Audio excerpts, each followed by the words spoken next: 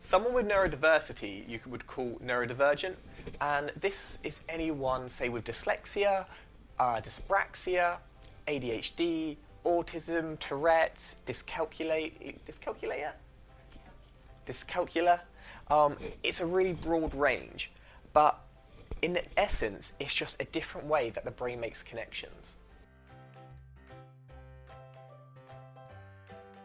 So just to give you a few kind of facts to make you feel like you're not alone, because you're definitely not alone. About 1 in 10 people in the UK have some form of neurodivergency. Just think, 1 in 10. Like, if you look around, if you're in an office now, in a school, wherever, there are people that have it.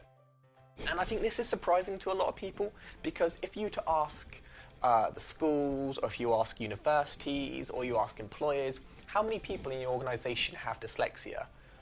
They might say 1 or 2, they might not have any formal records. And for me, I think this is because of a few things. People don't recognise dyslexia as a disability. Under the Disability Equality Act, dyslexia is a disability. But like most things in life, it's only a disability if there aren't things in place. So, say you're in a wheelchair, you're trying to get into a building and there's no ramp. That is a disability. You put the ramp in place, you put the lifts, you're just doing your life, you're getting on with it. The same is true with dyslexia.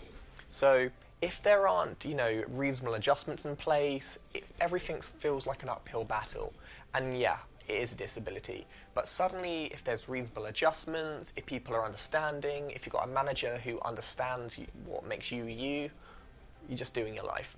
1 in 10 equates to about 6.3 million people in the UK who have dyslexia.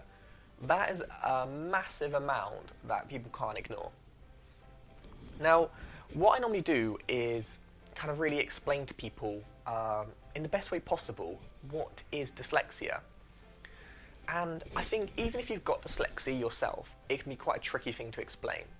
A lot of the time, people say, it's when your brain and it's about the reading and the writing, and that doesn't do it justice whatsoever. Dyslexia is about spikes. So, where a neurotypical brain, someone without dyslexia, they'd be quite static. So, they're quite good at reading, they're quite good at writing, they're all right at problem solving, they're just quite average. And there's nothing wrong with that. But if you're dyslexic, you might find reading particularly hard, but your creativity is going to be way up here. Your reading or organisation might be pretty low, but you're really great at problem solving. So essentially what we aim to do is work on your bottom spikes, get them where they should be, and then work on what you're amazing at and help you sell it a little bit more. Because people with dyslexia, we spend our whole life being put down, being told we're dumb, we're stupid, and I think we know it's not true, but as you say it enough, you start to think of it. So it's about kind of like undoing that conditioning.